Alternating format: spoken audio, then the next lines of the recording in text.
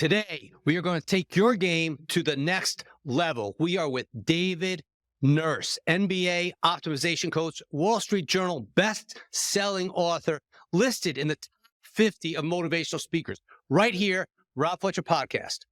I love it. Look at that interview, man. Let's get it going, Rob. Let's get it going.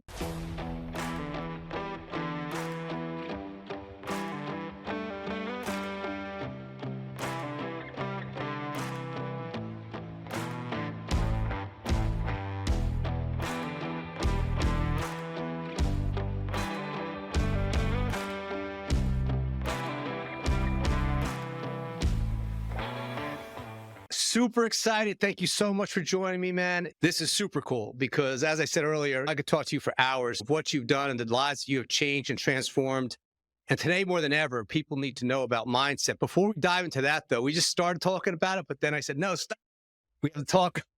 So Dave and I were talking about Gold's Gym, the Mecca, of course. So Dave, share with us. So when were you there and who'd you bump into?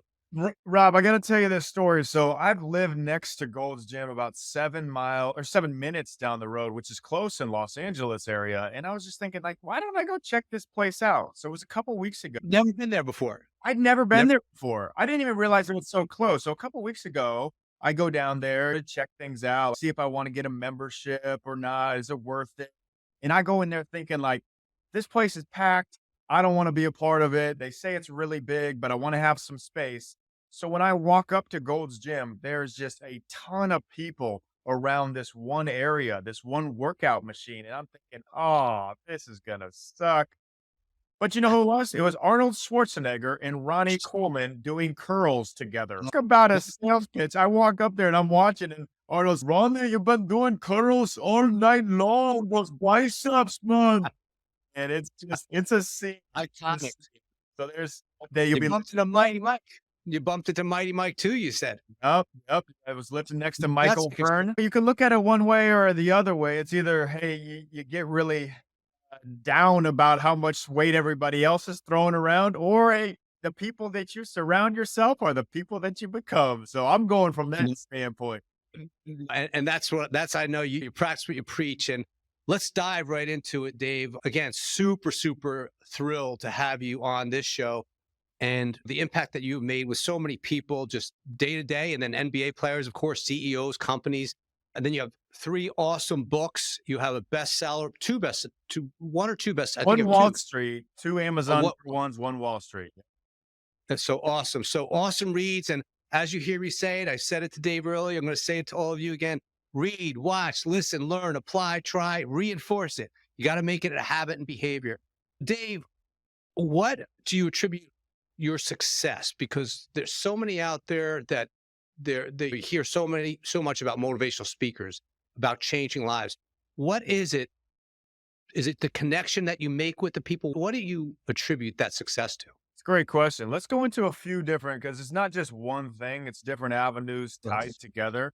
Now, ultimately, for me, the reason that I can stand on stage very confidently or take shots and risks without worrying if I'm going to quote unquote fail or not is because I know that this world is not dependent on me. I know the plan is already created by God. He's got my steps numbered. I go into anything without fear because the pressure is not on me. The plan is already created and it's a win situation. Love it. So right there, I am super freed up. Now, in terms of getting down to the nitty gritty, consistency is unsexy term there is. I talk about 1% steps daily. So ultimately, if you have a vision, and if you don't have a vision, you're going nowhere. You need to have some type of, not a goal. Goals are mile markers and directional pointers for your vision. And even if you think you're going in the wrong way, at least you're going in a direction. So it's all about taking a step forward. So think about, what do you love? Okay, what do you love doing? Well, you hear about finding passion, all that, but it's not necessarily about finding your passion, but passion with purpose. So if what you love doing is playing video games, it's probably not bringing anybody a purpose. Purpose is much more important than passion. But if you can mix those together and figure out, what are you doing for the greater good of others? Because if it's about you, will end up miserable and you'll live a life of unfulfillment. But if it's about serving others and pouring into others, ultimately to help them live a better life, then you actually will have this type of fulfillment and joy that you can find. So 1% step forward. And this is a tool that I give CEOs, I give my athletes, my NBA players when they walk on court, the coaches that I work with. It's actually taking a physical step forward, Rob. Like when you wake up every morning, just when you get out of bed, look down at your feet and take one step forward. What this signifies is you're going to take one step forward closer to that ultimate next level person that you want to become. So you're triggering things in your brain. You're rewiring. Yep. One step. Check this out. This is just a cue. This is just a cue. But 1% forward. So 365 to the power of 1 is 1. 365 to the power of 1.01, 1% more. Check this out, Rob. 37.8 times more powerful. That's 1% step every day throughout the year. 37 times more powerful. Why wouldn't you do it? So understanding that we're continually progressing forward. Don't worry if you fail, if you mess up, if you fly. Every single successful person has been there. Now, that's the consistency part. Now it's the don't give upness. This is one of my favorite words. I don't know if it's an actual word, but I use it a lot. Don't give up. It's just literally people will give up when things get hard. There's a stat, a generally accepted stat, and studies have done that successful. They had this whole study done on successful people. I think it's some millionaires or business owners. They went through 7.2 massive roadblocks. 7.2 massive roadblocks. Like Macy's, the guy that does Macy's and the Macy's, he went bankrupt 5 times. Walt Disney was fired from the Kansas City Star because he was deemed not creative enough. Colonel Sanders of KFC, his chicken was rejected 1,009 times. The list goes on and on. You will be rejected. You will have, I always say, quote unquote, failure, because there is really no such thing as failure. It's the best, it's the quickest way to learn. So if you have don't give upness, you have a vision that you're taking 1% steps forward daily towards consistency and understand. And it's going to take time. There is no successful person that I know that hasn't taken 5, 10, 15, 20.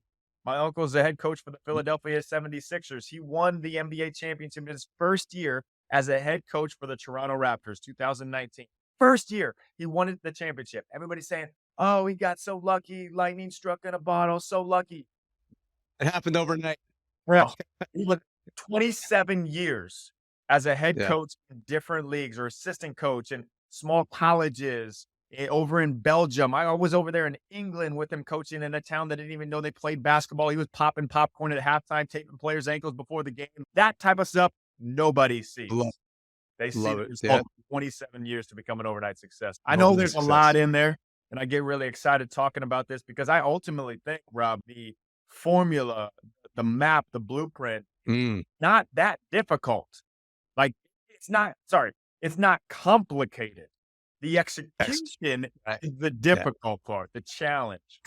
Dave, so some people, this is where I think some people get lost in the beginning there. Some people, they know what they want to do, and you hit the nail on the head. If you have something you love to do, then you're already on your way to figuring it out. But that vision, that purpose, how can you direct people when they keep so many people the why? They have to ask themselves the why. Or as you mentioned earlier too, true success comes by how much value you can offer someone else, how much value to bring someone else. But how can you direct people to figure out what is their purpose or vision if they're just lost? They're not happy with their job. They want to do something else. Just the average person, as opposed to the athlete. Phenomenal question. And I would say it starts in 2 ways. So number one, what you are doing currently right now, you can find purpose in that. You're just going through the motions and thinking, I'll be happy when I get this job. I'll be happy when I get this promotion. You won't be. You'll just find something else to complain about. So if you're in a job that you don't necessarily like, let's say, for example, you have kids. Do you think it's going to look better to them in teaching them and raising them if you go to your job with passion? You go to your job with, even if you don't like it, but you're working your butt off. You're showing up at 6 a.m. You're doing the extra stuff. What is that going to instill in your kids? That's the best way to teach. It's not necessarily what you say to your kids, but it's what they see. That's leading by example, the example you set. So now I also tell people when there's a term called burn the ships. And that's just when you go all in on something where you say, okay, you know what, scratch this. I don't like doing this. I'm going to go all in on this. I would pump the brakes on that. I say hide the ships. So if you're doing something right now that you don't necessarily want to be in for the rest of your life, that's okay. Everybody has to go through that. Understand that's a stepping stone. Hiding the ships means currently continuing to pour into what you're doing, but also find time in the mornings, in the evenings, on the weekends to take these little steps forward into the thing you actually want to do. And take some time to think about it. If you're like, David, I have no idea. Think about what would your ultimate life look like? If you wake up 10 years from now, what would you be doing? What would you be doing with your day on a daily basis? And that can lead you to that direction. But you can't go necessarily all in, throw it, burn the ships, hide them, and continue to take these steps. You would be I mind love that. blown, Rob, mind blown how fast things can happen when you Mm. stack these days, these momentums. I know said it takes a long time, but you can grow immensely just by day after day. I get a lot of people that ask me, David, how do you write 3 books in 3 years? It's incredible. It's not that hard. I schedule an hour a day when I'm in writing season. It's just like a workout. I commit an hour to a workout. I commit to it.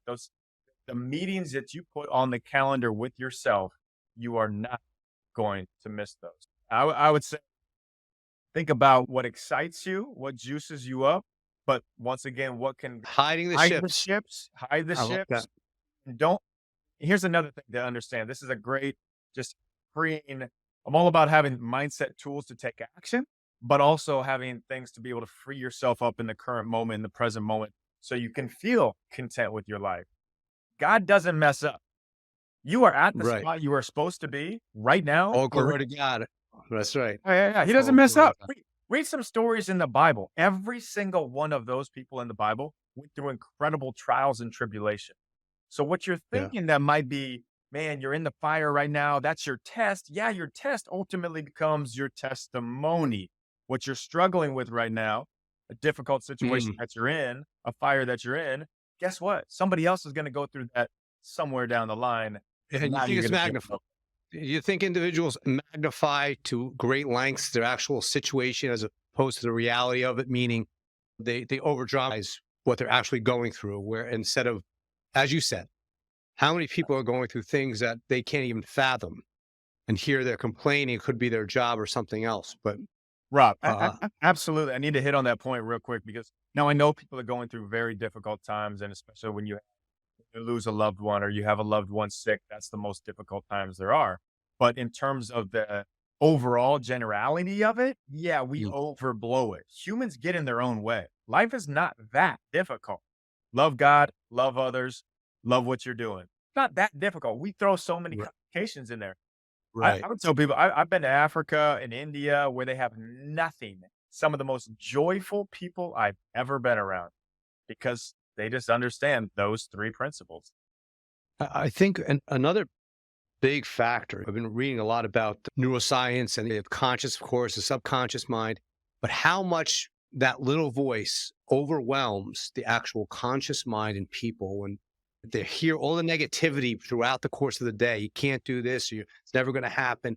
It's just overwhelming because from what I read, 5% of the brain, the conscious, is actually only being used 5% throughout the day. This other 90% or 80% is the subconscious. How do you get people to actually control that? Is there a system or a habit, meditation, or something that you do? We scale it back. Like I heard Dr. Joe Dispenza said this was a good analogy. When your subconscious goes there, or if you're in a meditative state, you have to treat your subconscious like an animal, like a dog. You have to say, sit, no. When you want to get up, you want to move, you want to get out of that meditative state, you just release and you have to train it. So what is your suggestions for how people get control of that part of their brain where they're in control? Oh, yeah, absolutely. And in my latest book, Do It, I talk a lot about the neuroscience of what's going on in the brain. There's 9 main reasons, which I call action archetypes, of why people hold themselves back. Everything is centered around fear of uncertainty, not knowing what's on the other side of Right. taking action. And there's things like the allodaxophobic, which is fear of other people's opinions, the blamer mentality, the burnt by the past, the scarcity mindset. Victim, right? Nine main reasons and what's going on actually in the brain. The brain, our human brain, is exactly what you said. It is more inclined towards the negative, towards fear. Think about it. You think about worst case scenarios. Most people think about the worst case scenario. How much time, the average stat of how many times those things come true? There was a study done by Lafrane and Newman. It was 92.2% of worst case scenarios never happen. Never come close to happening. Why do you think that is? Why is that so? I'll take that back. Do you think that's conditioning? Because your mind has just been conditioned from your environment through a certain amount of time? Because you have someone that maybe brought up in a different place. Here you have certain circumstances. What do you attribute to that reason as to why it's so much negativity as opposed to the positive overwhelming the negative? How can they switch that? Oh, totally. And I would say the majority of it is conditioning. The majority of it is how we were raised. Think about what the world tries to do. Everything is fear-based. We just had a hurricane in Los Angeles. It rained raindrops. Yeah. Everybody was running to the stores and fighting each other. Fear sells. Unbelievable. Fear is how people control other people. So from a young age, we have been told by our parents about fear of scarcity of money. We've been told just be in fear, stay safe. So it's been so indoctrinated into our minds, it's hard to see the other side to actually just think, what great things are going to happen. But faith and fear take the same amount of mental capacity. It's just your choice of which one you want to live in. And it does take practice. It's absolutely practice that it takes. Now, this is the 9th action archetype in the book that I finish up on. Is called the underestimator. And this will give a good overview of this. People are either in two sets of camps, just one or the other in so many different situations. But this one is a huge difference maker. You are either person who says, why me? Well, why do I deserve a great life? Oh, why do I deserve this? Why me? It's just I'm from little old me from little old middle of nowhere, Iowa, where I'm from, the cornfield. Why me? My parents was brought up this way. Or you're someone who says, why not me? Somebody's got to do what you want to do. Somebody's got to be the best at it. Why not you? And that's the difference. It's everything comes down to the way you look at it.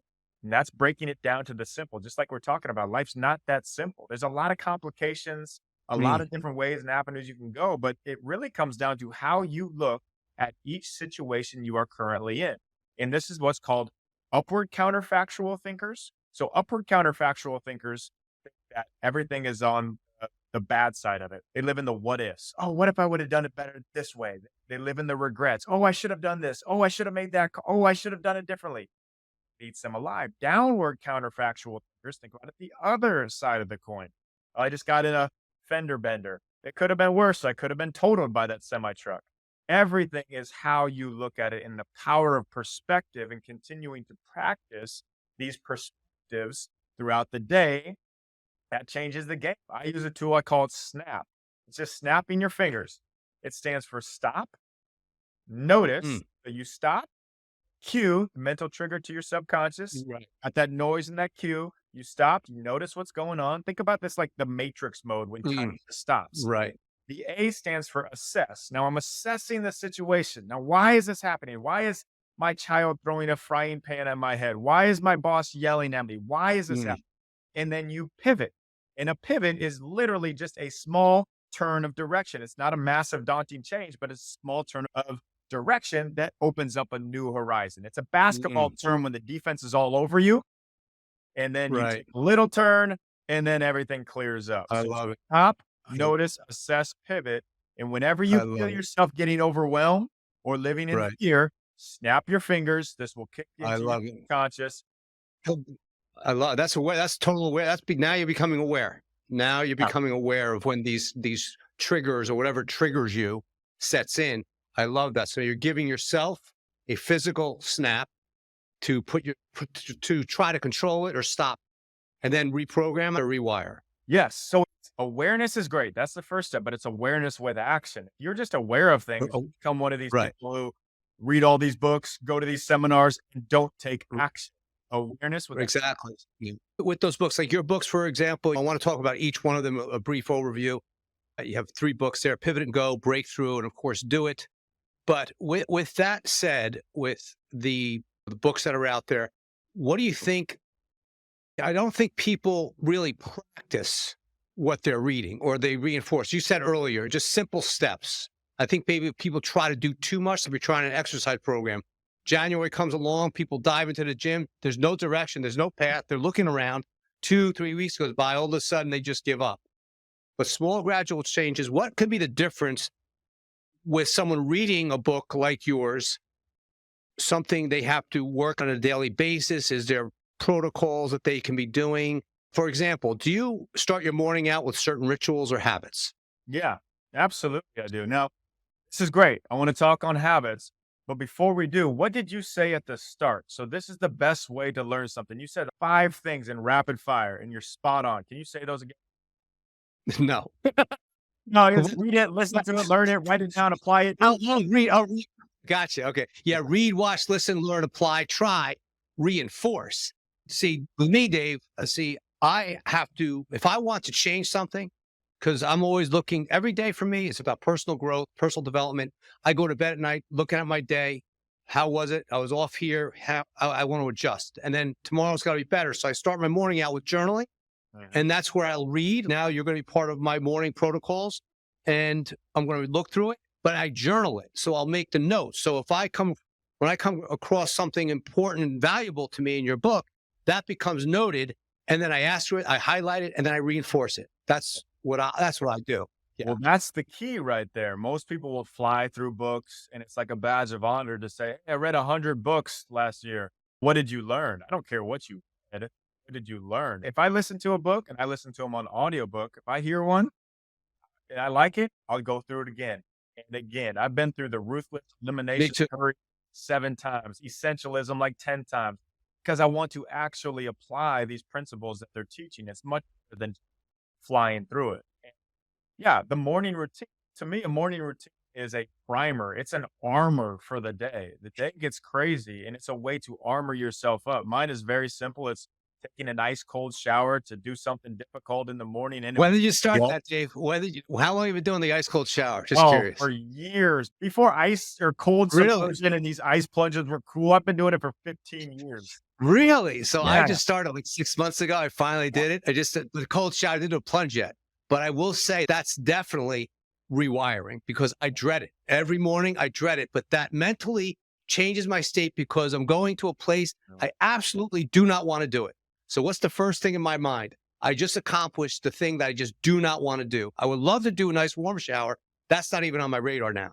It's going into the cold shower, putting myself in that condition. Interesting. So 15 years ago. Oh, yeah. It's one of my tools in Pivot and Go, the first book that I wrote. There's 28 different mindset tools that you can use. I love it. On a daily basis, because 28 days is the generally accepted number of how long it takes to create a habit. And habits are great. I love atomic habits and routines are awesome. Yeah. But a lifestyle is more powerful than any habit or routine. Day 29 is your choice to make what you've just learned and applied an actual lifestyle. So one of the tools is what I call mental dictatorship. It's 17 seconds. So this is from Pivot and Go? From Pivot and Go? So for 12 years of training NBA players, I'd bring a stopwatch with me and I'd start the stopwatch whenever it seemed like the NBA player didn't want to go through the work. Because believe it or not, those guys don't even want to work out sometimes. Like when you go to the gym and you're like, oh man, I'm just not feeling it today, Rob. I'm not feeling it.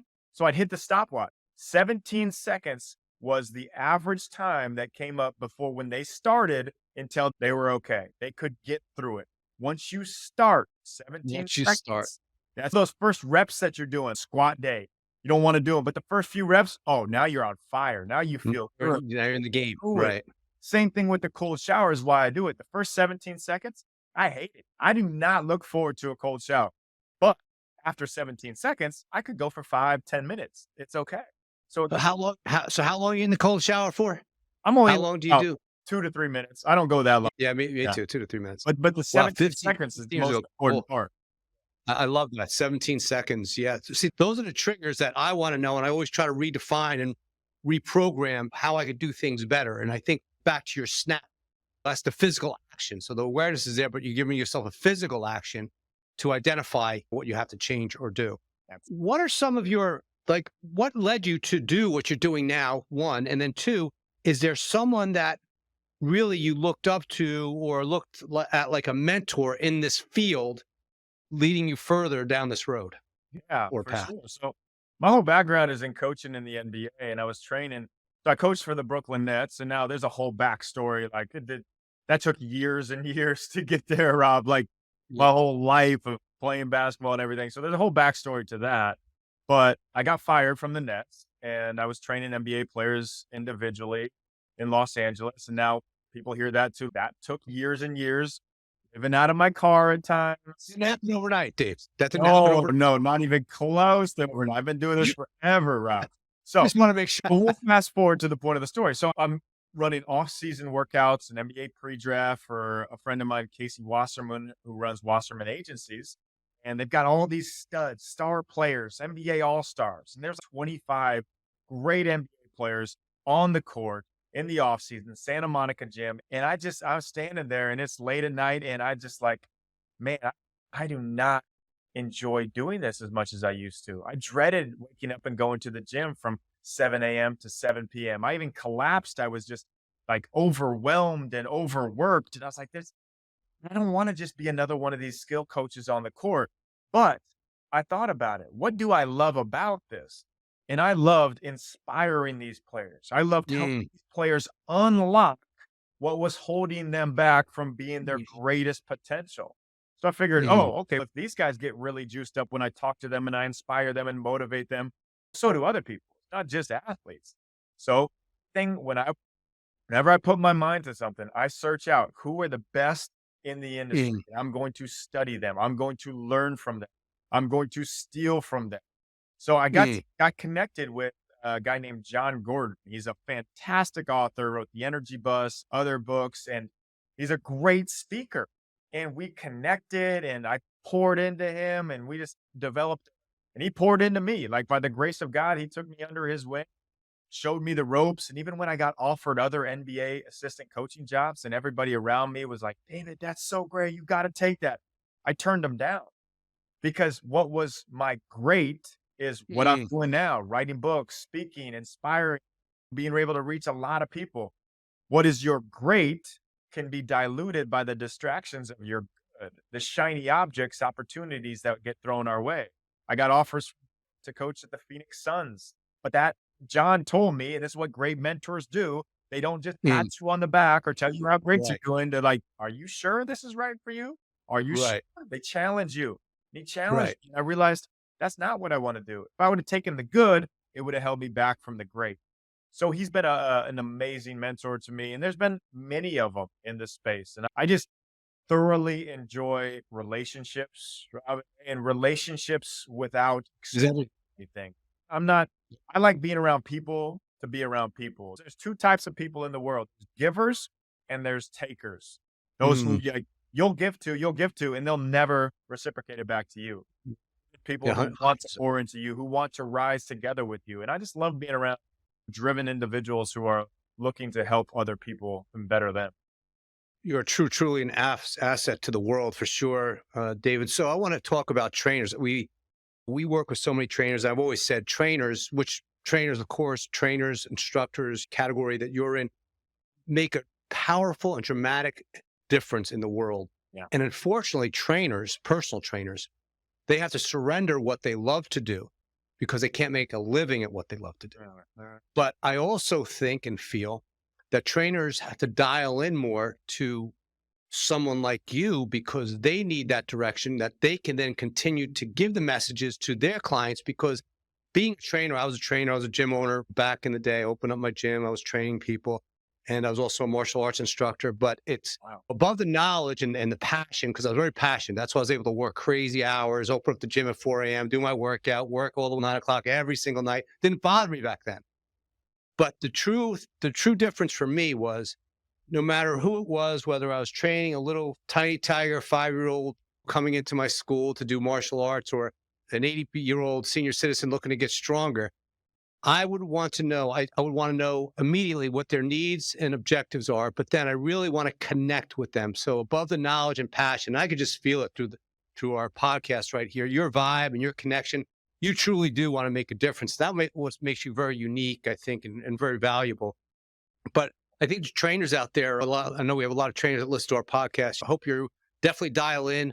Again, I'll go over the books. And why don't we do that now, Dave? Let's go over one book at a time. Just take us through a brief overview. What makes each one different? We'll start with Pivot and Go. Absolutely. I just want to double down on what you said about trainers. They are so impactful in people's lives, and they're so overlooked. It's like school teachers or high school sports coaches. You can have the biggest impact on changing somebody's life. When you change somebody's body, you can change their mind together with it. Don't downplay where you're at, but it is about, you got to figure out how to scale it. I'm sure if they talk to you, or I have a good friend, Jason Phillips, who's in the industry, who's done a phenomenal job at taking his knowledge and putting it online. And anyways, there's a huge need for trainers, and more of that's your vessel to change people's lives. Yeah. Just want to applaud trainers out there. But thank you for thinking. Yeah, man, I was a trainer. I was a basketball trainer, and I had so much. But it's so true. I'll just going to continue on with that, Dave. They are truly a great asset to our country, to society, because they're passionate, they educate. And that's why I was always about helping them succeed. And again, being the giver, not the taker. I want you to succeed. And that's what the program really is. As a matter of fact, one of our partners, a trainer revenue multiplier, Matt Park, he has taken those trainers that were basically on the verge of surrendering what they love to do, on the verge of bankruptcy. Single mom, for example, a good friend of mine, scaled their business going from verge of, like I said, surrendering what she loves to do to north of $50,000 a month as a personal trainer. And those numbers are really unheard of. So that's great. And thank you so much for acknowledging that. But you're such an important piece for what they need to do too, because they have to understand how to dial into people, obviously. So yes, it's the physical, it's the workout, but now to mentally hit those triggers, because that opens up their whole game now to a new level. If they hear or read your book and they now take bits and pieces from that, and like you said, that's what a great trainer or a great person does. They're taking all this knowledge and then passing it along. So that's why I always encourage the trainers out there, especially, take advantage of our guy here, a world-class Dave Nurse. But Dave, I know we have about 15 minutes left, but I definitely want to go through the books. So Pivot and Go. Yes. So this, the mindset tool is a 20-day step, read in one day. And at the end of each chapter, it's a story with an impactful point, but this will give you a mindset tool to apply. And you can put this into your daily routine, into these habits, things like the 17-second rule, or the treasure map, where it helps you figure out your vision and the steps you have to take to get there. There's many different, just small, simple, applicable tools. Like I'm really big on bringing things back to the simple, because it complicate them too much and go too sciencey and in depth. Like you can always do that, but very few people can actually apply it. So these are applicable tools. 28 days, 29 to make it a lifestyle. It's a fun read. It's a really it's a lot of my stories and just wild, crazy experiences with points to it. Breakthrough, and this would be great for gym owners or trainers, because there's also a mentality around, you're going to help the person you're with. That's your vessel to change their life, but you also have to figure out your worth. How much you can probably be charging more than you're actually charging. How do you get people to work with you? How do you work together? That's so true. This is the business book through and through of how to create breakthroughs. People say, oh, I want a breakthrough, but that's a very abstract term. There's no just formula to it. And breakthrough goes through that formula of how to develop the unshakable self-confidence in yourself first, the connections, how to genuinely connect with others so that you can grow and they can grow together, the consistency, and ultimately it all comes back into this purpose at the end, where that is your breakthrough purpose. So it's the confidence, the connection, the consistency, and the purpose. And I love the genuine part of it, because that's where I think people, it's one thing to refer back to a trainer. It's one thing just to be a trainer, just to be a trainer. But when you're a trainer with a purpose, with a genuine, sincere purpose that you want to impact, and that ties back to what you said in the beginning of the show. You bring great value because you want to give value. You're a giver. And so that's where I think the trainers will have much success when they're giving that value and they know the difference.